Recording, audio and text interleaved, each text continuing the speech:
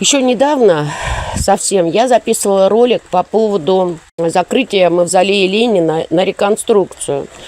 Тогда я высказала свое предположение, что это готовится какое-то общественное мнение о необходимости выноса тела Ленина из мавзолея. Ну и смотрите, прошел месяц, чуть больше, и пошло потихоньку такое анонсирование вот этого, считаю, мракобесного какого-то фильма «Мумия». Вы посмотрите, в самом названии идет оскорбление великого человека, создавшего такую великую страну, как СССР, которая победила фашизм. Что хотели доказать вот эти люди, которые не то что анонсировали, а финансировали этот фильм, которые писали сценарий, которые озвучивали, которые монтировали? Они что хотели сказать? Я считаю, что фильм рассчитан на людей, которые оторваны от реальности, которые живут какими-то мифами, какими-то сказками, какими-то еще. Такими людьми, в общем-то, легко управлять, понимаете?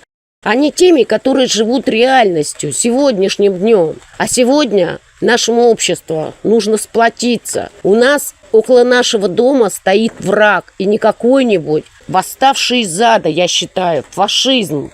Он стоит у ворот нашего дома. Он уже одной ногой ступил в наш дом. И сейчас мы должны сплотиться как никогда. А что эти делают люди?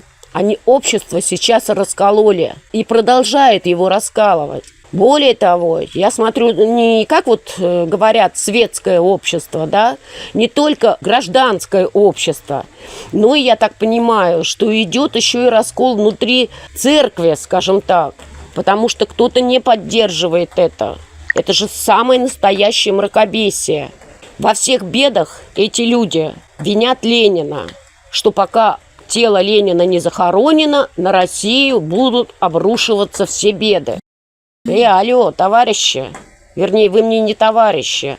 Вы самые что ни на есть хотите управлять просто умами людей. Но мы все прекрасно понимаем, что виновата тот строй, по которому мы идем, виноват капитализм. Ведь не было бы вот такого разобщения, если бы мы сейчас жили при социализме, и у каждого права и возможности были бы равными. Одни не жили бы во дворцах, а другие в тех домах, которые требуют расселения. И одни получали от жизни все, а другие фактически ничего, еле-еле сводя концы с концами. Вы знаете, я смотрела, в общем-то, и ждала от КПРФ, от партии Ленина, что они как-то заступятся. И слава богу, что нашлась единственная женщина, на которой сейчас обрушились эти мракобезы, даже угрожает. Это Нина Александровна Останина. Спасибо большое, Нина Александровна. Я поддерживаю вашу точку зрения. Ну, что тут еще можно сказать? Я считаю, как бы не проходила вот такая анонс, афиши вот этого фильма «Правда», фильма лжи, я считаю. Но все-таки провалилось вот это все. Канал «Спас», он сейчас везде. Прошла премьера фильма «Мумия» там в Волгограде, в Томске, в Иркутске, в Новосибирске. Кто там сидит-то в зале-то? Залы полупустые. И мне очень отрадно, чтобы общество все-таки не повелось вот на вот такую провокацию, я бы сказала так. Я еще раз утверждаю, что это люди-враги. И я считаю, что фильм должен быть запрещен к показу, чтобы и дальше не нарастало вот этот вот раскол тогда, когда мы должны сплотиться.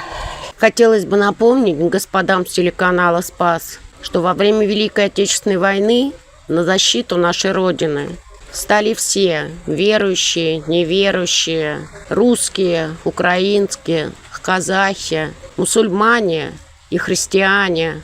И вот это было сплочение общества, а не то, что вы творите сейчас. Вас надо признать инагентами, чтобы на вас вообще-то обратил внимание Следственный комитет. Я считаю, что этот фильм надо запретить к показу вообще. Убрать его далеко-далеко на полке. И никогда, чтобы он не видел белый свет. И еще очень удивляет, как вам не стыдно вообще поминать своих дедов, прадедов, которые воевали за ту страну, создателя которой вы назвали мумией.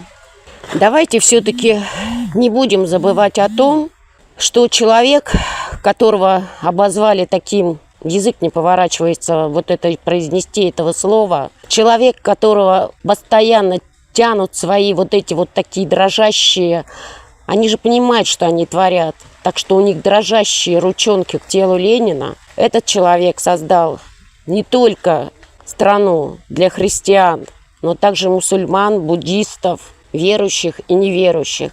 Это была страна для всех. Вы ее разрушили, вернее, не вы, конечно, а такие, как вы. А теперь вы еще и хотите ее разделить внутри страны. Делать такие маленькие-маленькие княжества. То есть вы нас ведете не в будущее, вы нас ведете в прошлое. Но это вам не удастся, я вас уверяю.